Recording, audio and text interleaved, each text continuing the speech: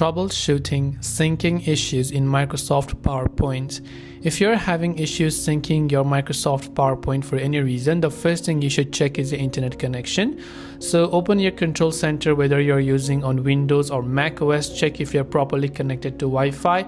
Try to turn it off and try to turn it back on again and see if that helps you. If that doesn't, the second thing we're going to check is to open the PowerPoint app itself. Then click the sign in screen from the top left, and then make sure after we're connected to the internet that you are logged into a proper Microsoft account. So maybe there's an issue going on with your Microsoft account, so you want to sign into the same Microsoft account where you had signed in previously. That is the second way to check it.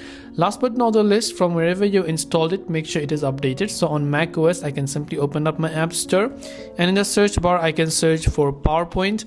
Then there you can see the Microsoft PowerPoint application. You want to make sure to update it to the latest version. Hopefully one of these may have helped you solve the problem. If you have got any questions, feel free to leave them down. Thanks for watching and see you in the next video.